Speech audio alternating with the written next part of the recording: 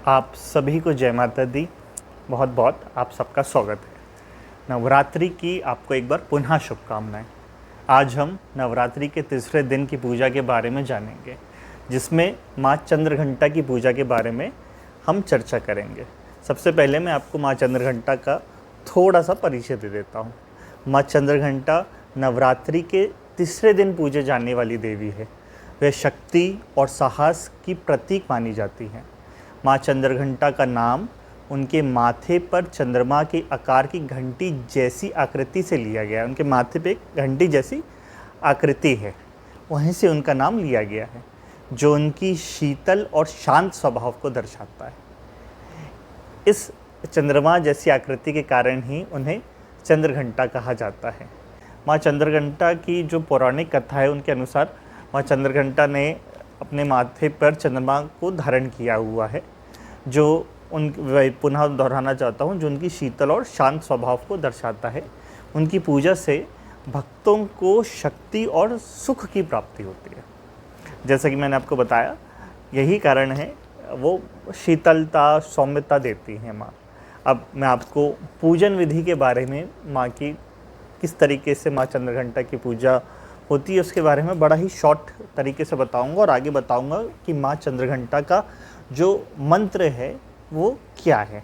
तो सबसे पहले पूजन विधि, सबसे पहले हम प्रातःकाल स्नान करें, स्वच्छ वस्त्र धारण करें, फिर पूजन स्थल को शुद्ध करें, चौकी पर लाल या पीले कपड़े का आसन जो हमारे पास हो, उपलब्ध हो, वो बिछाएं। माँ चंद्रघंटा की प्रतिमा या चित्र हो तो वो स्थापित करें, नहीं तो माँ दुर्गा की ही रूप है माँ चंद्रघंटा माँ, तो उन्हीं में हम माँ का स्वरूप देखें। कलश स्थापना करें, या कलश स्थापित है तो उसी में माँ का ध्यान करें। इसके बाद माँ को फूल, अक्षत, रोली और चंदन और पंचामृत भी हम चाहें तो अर्पित कर सकते हैं। अब मैं माँ चंद्रघंटा का जो है मंत्र, उसके बारे में जानकारी देना चाहता हूँ। गृहस्थों को या जो ऑफिस जाते हैं, कामकाजी लोग हैं, माताएं बहनें जो घर में काम करती हैं, जिनके पास समय का अभाव है, कोशिश करें कि इस दिन माँ चंद्रघंटा का 11 बार मंत्र जप जरूर करें। तो मैं एक बार मंत्र बता देता हूँ और आप सबसे निवेदन है, अगर आप लिखना चाहें तो उसको लिख लीजिए, या फिर वीडियो को पॉज करके दोबारा से देख लीजिएगा, वीडियो को सेव कर लीजिएगा। माँ चंद्रघंटा का जो मंत्र है वो बहुत ही सरल और सहज मंत्र है। कृपया उसको लिख भी लीजिए और एक बार देख भी लीजिए कैसे है। ओम देवी चंद्रघंटाए नमः। एक बार पुनः दोहरा देता हूँ। ओम देवी चंद्रघंटाए नमः। इस मंत्र का जाप करने से भक्तों को माँ की विशेष कृपा प्राप्त होती है, और अगर आप चाहें तो माँ की आरती भी कर सकते हैं, जिससे विशेष लाभ होता है।